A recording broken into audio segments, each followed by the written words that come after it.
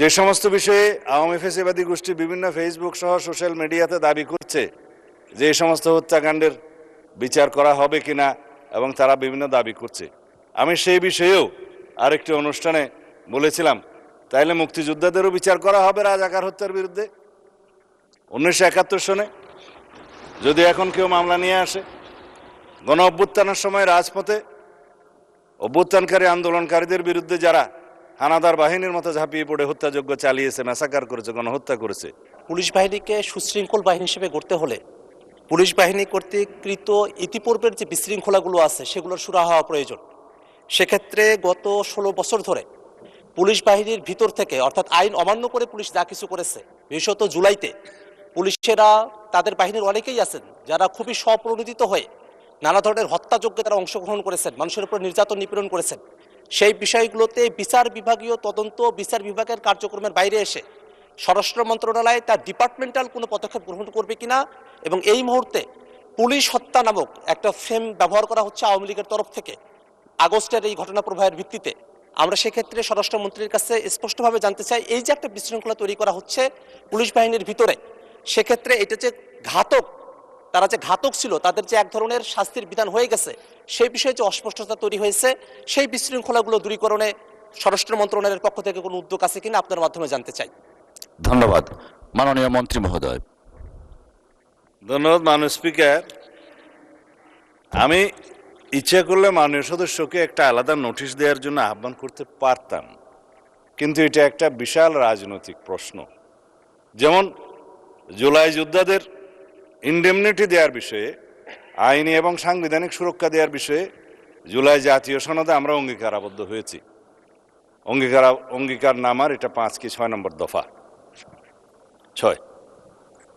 সেখানে এই ইনডেমনিটি প্রদানের এই অঙ্গীকারের প্রেক্ষিতে বিগত ইন্টারিম গভর্নমেন্টের সময় একটা জুলাই যোদ্ধা সুরক্ষা অধ্যাদেশ নামে একটা অধ্যাদেশ জারি করা হয়েছে। সেটা 133টি অধ্যাদেশের মধ্যে এখানে মহান জাতীয় সংসদে উপস্থাপন করা হয়েছে। আমাদের যে বিশেষ কমিটি গঠন করা হয়েছে সংসদীয়, এই অধ্যাদেশগুলো পরীক্ষা নিরীক্ষা করে রিপোর্ট প্রদানের জন্য আগামী 2 তারিখে সেখানে আমরা আলোচনা করেছি, এবং সুখের বিষয় সর্বসম্মতিক্রমে আমরা এই জুলাই যোদ্ধা সুরক্ষা অধ্যাদেশটা পার্লামেন্টে বিল আকার উপস্থাপন করে পাশ করার বিষয়ে একমত হয়েছি। নাম্বার 2,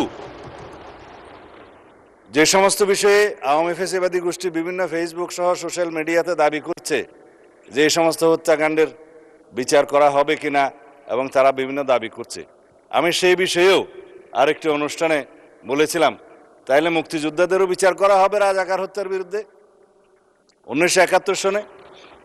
যদি এখন কেউ মামলা নিয়ে আসে, গণ অভ্যুত্থানের সময় রাজপথে অভ্যুত্থানকারী আন্দোলনকারীদের বিরুদ্ধে যারা হানাদার বাহিনীর মতো ঝাঁপিয়ে পড়ে হত্যাযজ্ঞ চালিয়েছে, ম্যাসাকার করেছে, গণহত্যা করেছে, তারা জনতার প্রতিনিধির মুখে কেউ কেউ হয়তো প্রাণ হারিয়েছে, কেউ কেউ আহত হয়েছে, কিন্তু সেটা যুদ্ধের ময়দানে ফয়সালা হয়ে গেছে। এবং সেখানে জুলাই যোদ্ধাদেরকে সুরক্ষা দেওয়ার জন্য যে অধ্যাদেশ জারি করা হয়েছে সেই বিষয়ে আমরা এই অধ্যাদেশটি এখানে গ্রহণ করার জন্য সবাই সর্বসম্মত হয়েছি। সুতরাং আমার মনে হয় মাননীয় সদস্য আশ্বস্ত হতে পারেন, এই বিষয়ে সারা জাতীয় ঐক্যবদ্ধ একমত। আর অন্যান্য বিষয়গুলো আপনারা যে স্পেসিফিক উল্লেখ করেছেন, পুলিশের বিভিন্ন হত্যাকাণ্ড সম্পর্কে স্পেসিফিক মামলা দায়ের করা হয়েছে, কিছু মামলা আইসিটি কোর্টে হয়েছে, কিছু মামলা সাধারণ আইনে প্যানাল কোডের আন্ডারে বিভিন্ন মামলা আদালতে আছে, সেগুলো ইনভেস্টিগেশন হচ্ছে, কিছু কিছু বিষয়ে চার্জশিটেড হয়েছে, এবং ফ্যাসিস্ট শেখ হাসিনার বিরুদ্ধে 2-1টা মামলা এবং তার সহযোগী স্বরাষ্ট্রমন্ত্রী সহ কয়েকজনের বিরুদ্ধে 2-1টা মামলা রায়ও ঘোষিত হয়েছে, এবং সেই রায়গুলো সারা জাতি টেলিভিশনের মাধ্যমে একদম লাইভ টেলিকাস্ট করা হয়েছে, আপনারা দেখেছেন। তা আশা করি অন্যান্য মামলাতেও ইনশাআল্লাহ আইসিটি কোর্ট হোক বা অন্যান্য আদালত হোক, আদালত স্বাধীনভাবে তার বিচার কার্য পরিচালনা করবে, সেখানে আমরা কোনো ইন্টারফেয়ার করব না, করতে চাই না। এটাই বর্তমান সুশাসনের, আইনের শাসনের ব্যবস্থা আমরা কায়েম করতে চাই। সুতরাং আমরা অপেক্ষা করি, আইনি প্রক্রিয়া, বিচারিক প্রক্রিয়া কিছু সময় লাগবে, সেটা পর্যন্ত আমরা অপেক্ষা করি। ইনশাআল্লাহ এদেশে সকল গুম, খুন, হত্যাকাণ্ড এবং গণহত্যার বিচার হবেই। ধন্যবাদ।